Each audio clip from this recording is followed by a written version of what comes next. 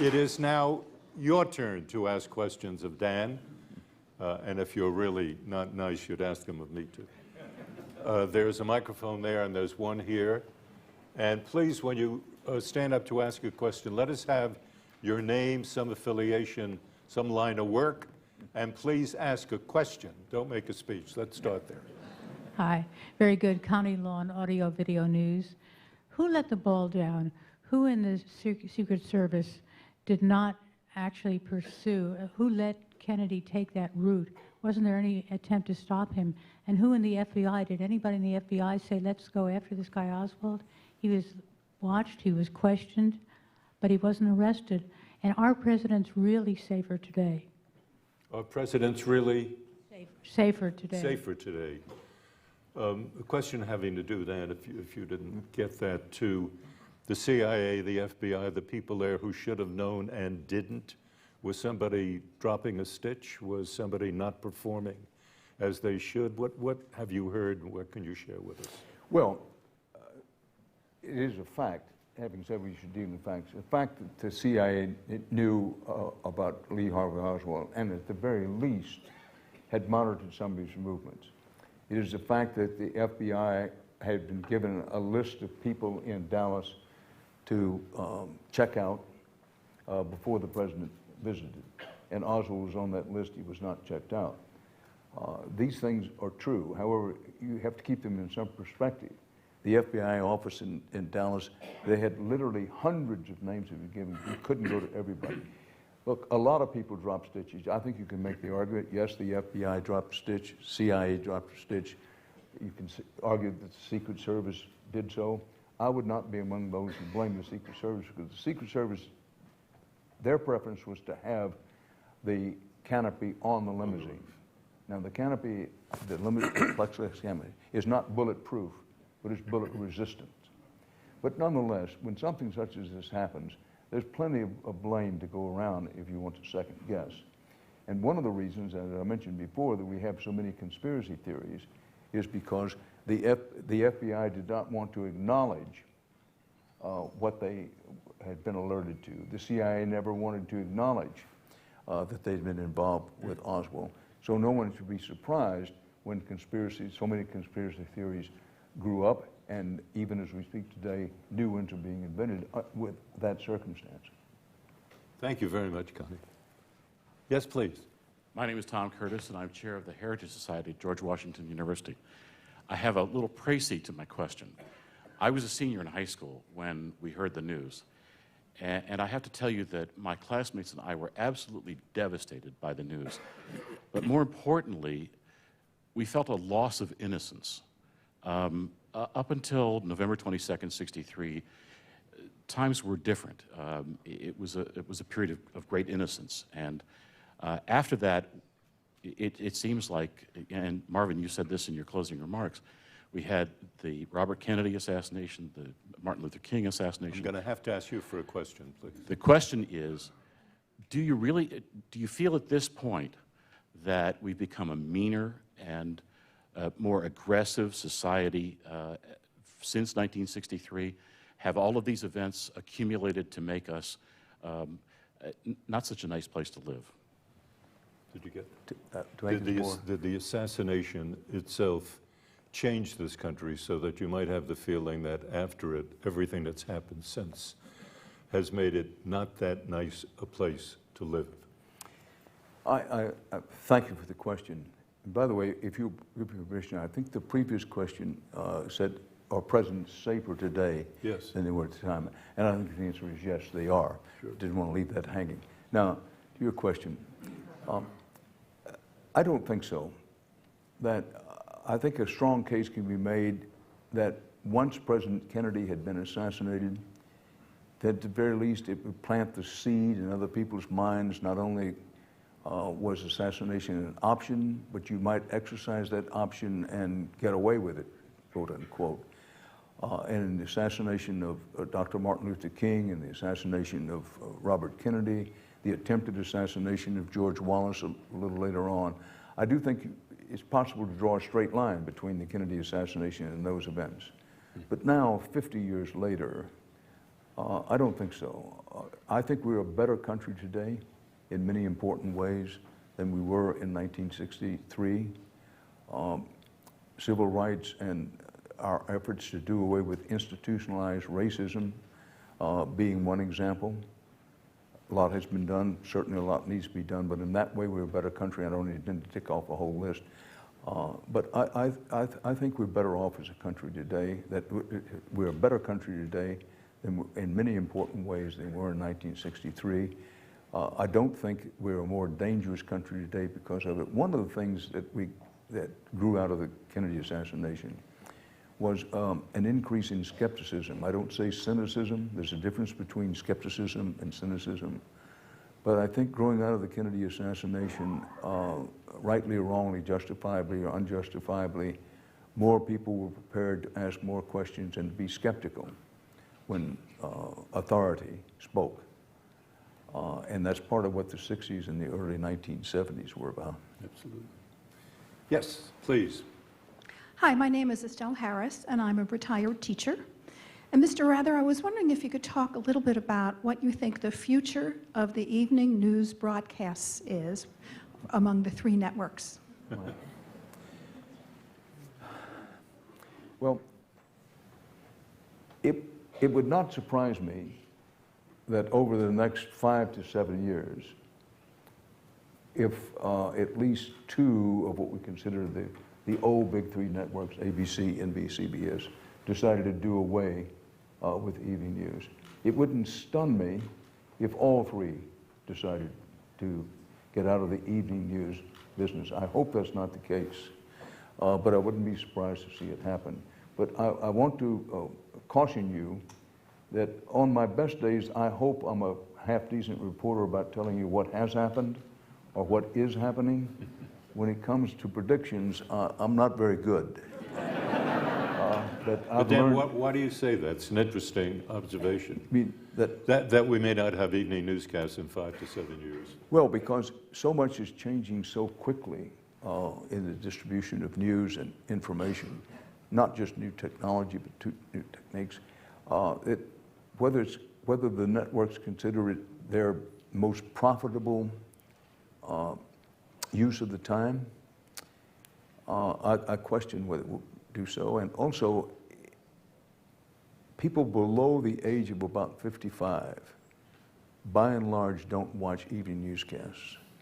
And advertisers prefer younger viewers.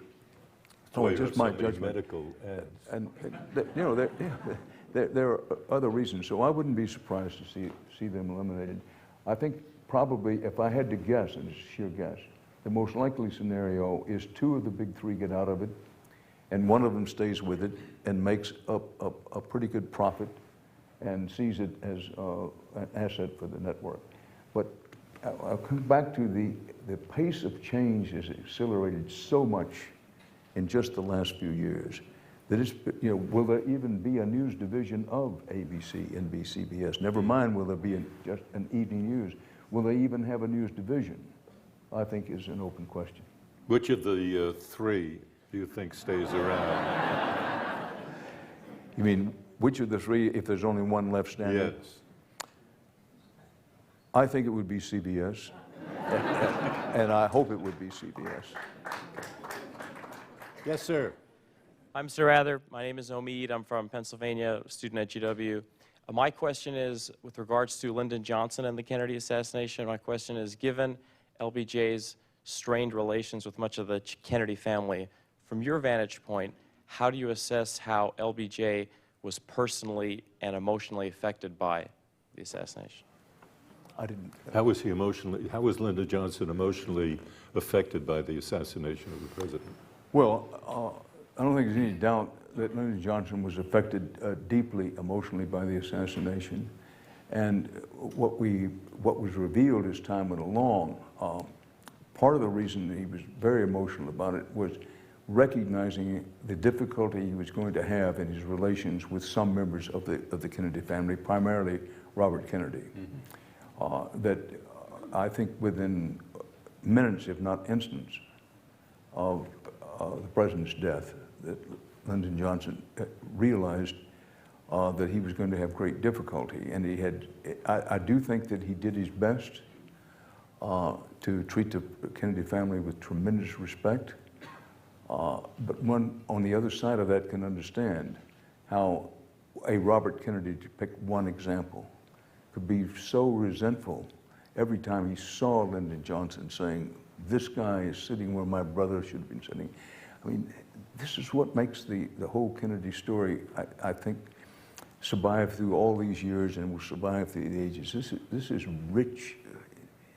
It's the stuff, again, of the ancient Greeks, this kind of human interrelationship. That Johnson wanted desperately to be not only liked, but be respected by, first of all, the Kennedy family, and secondly, members of the larger Kennedy political apparatus. The Northeast establishment. But at the same time, he realized that with some, by no means all, nothing he could do would ever reduce their resentment of him and dislike of him.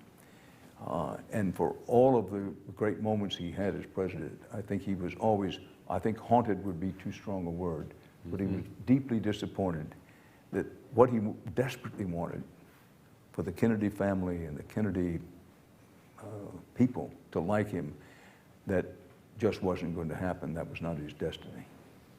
He kept a number of the Kennedy clan around him real close for a couple of years before they sort of peeled off. Well, yes, and I mean, Mac Bundy and some historians would argue that 68. some historians have argued, by no means all, that this was a great mistake of Lyndon Johnson, that he kept the Kennedy cabinet intact as much as he could. He kept Kennedy people put deep down in the whole government apparatus. And not only in retrospect, there were people who said at the time, listen, if he's going to have the kind of presidency he aspires to have, he's got to have his own people. But he chose to do it otherwise, and is one, forgive the personal reference, who actually talked to President Johnson a couple of times about this very thing. His view was, number one, it wasn't in his heart to do that he felt that he needed to keep the Kennedy people around it. And secondly, that he thought it would be detrimental to his presidency to be seen of cleaning house of the Kennedy people out. And so on neither score did he think he could do it, and therefore he didn't do it. Fascinating. Yes, ma'am. Hi, my name is Justina Feluciak. I am a senior at the George Washington University. My question relates to the Kennedy family and their mourning process. So was there anything in place to respect their privacy at this time?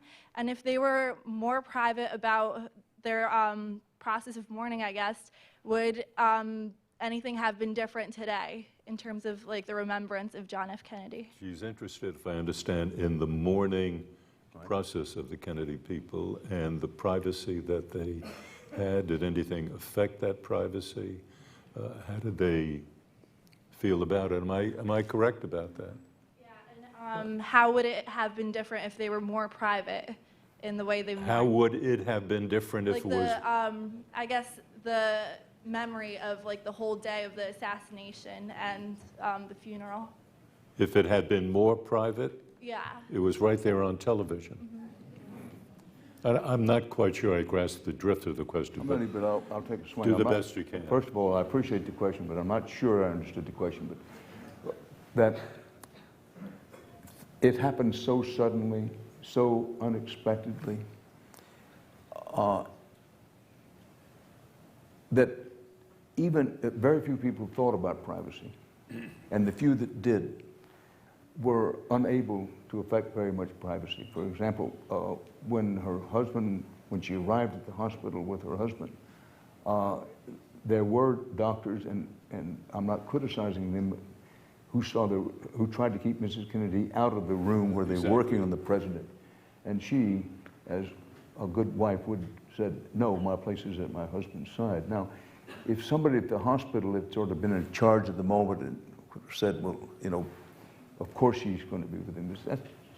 It's not exactly privacy, but at the hospital she didn't want privacy of the sort of going in another room. By the same token, chaos reigned in many ways at the hospital. And